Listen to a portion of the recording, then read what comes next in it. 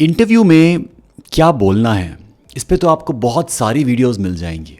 कैसे आंसर्स को स्टोरी की फॉर्म में बताना है ये आपको पता होगा, पर कोई आपको ये नहीं बताता है कि आपको इंटरव्यूज़ में क्या नहीं बोलना है। मेरे चैनल पे भी आपको बहुत सारी वीडियोस मिल जाएंगी जहाँ पे करेक्ट बॉडी लैंग्वेज इंटरव्यूज़ में क्या होनी चाहिए, sample answers to frequently asked questions क्या होने चाहिए, वो सब मिल जाएंगे। However, in this video, I want to talk about 4 things that I hope you will never say in your upcoming interviews. Also, in the end, I would share a bonus tip. So make sure you watch this video till the end. So let's begin.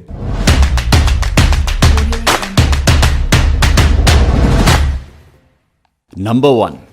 Her interview में या तो directly या फिर घुमा फिरा कर एक question ज़रूर पूछा जाता है, What are your weaknesses? होता है ऐसा? ये सवाल उनका फेवरेट होता है जहाँ पे वो पूछते हैं What are your weaknesses?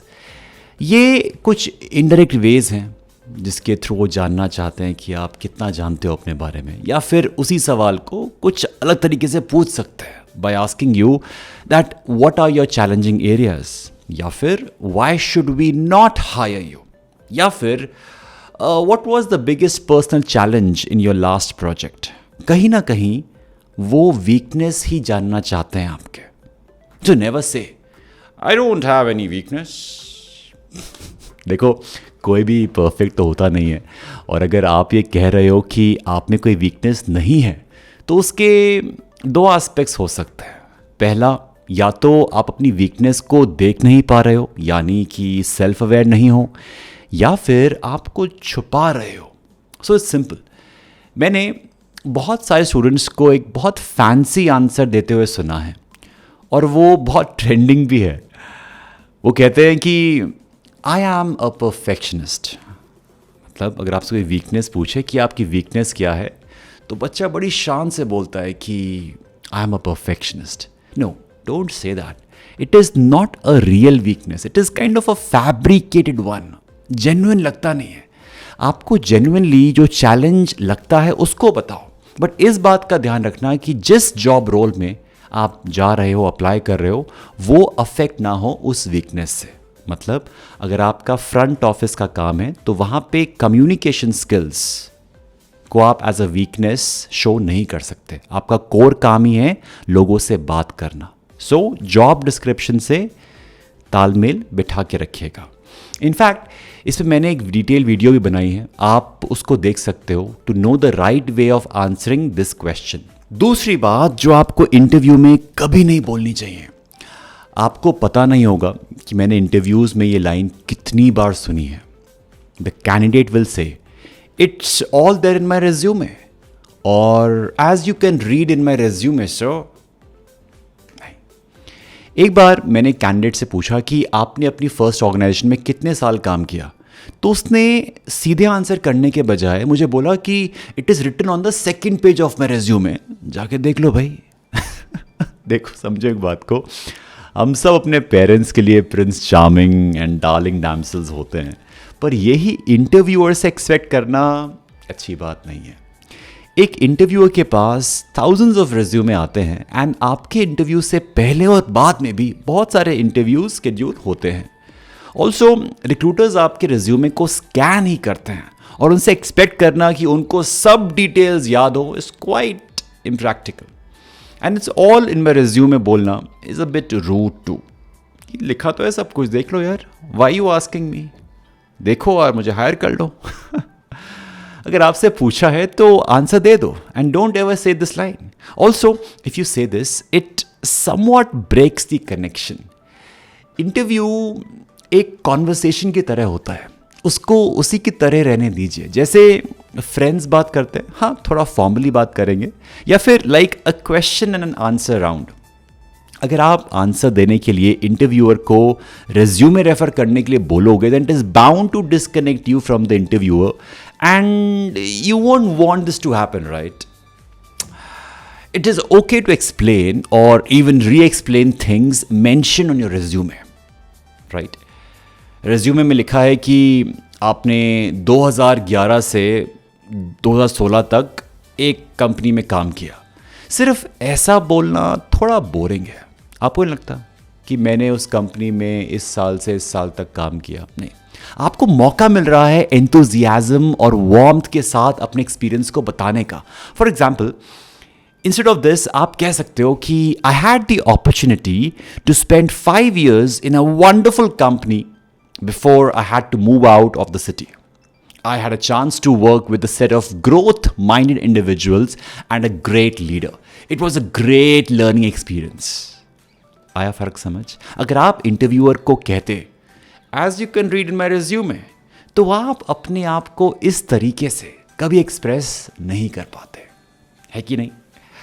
तीसरी बात जो आपको इंटरव्यू में कभी नहीं बोलनी चाहिए, sir when will I get a promotion, और would I be eligible for a bonus और वेरिएबल पे?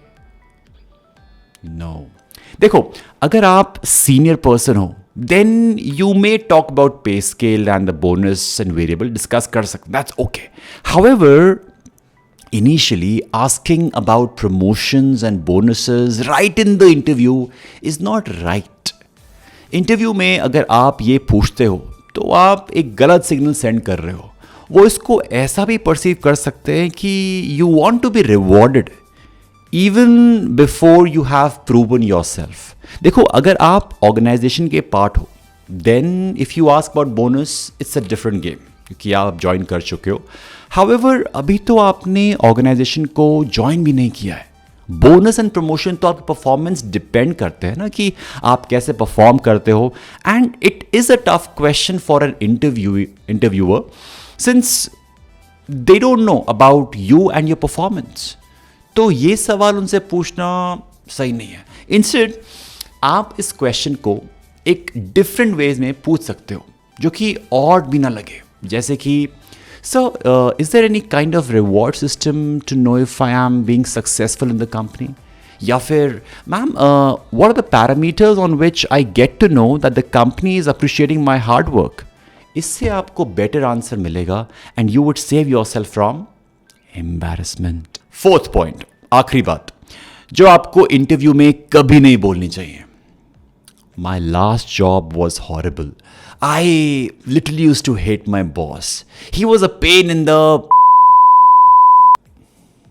Or my previous company was bad. They did not have employee-friendly policies. And beep, beep, beep. अभी मैं आपको बहुत interesting concept बताता हूँ।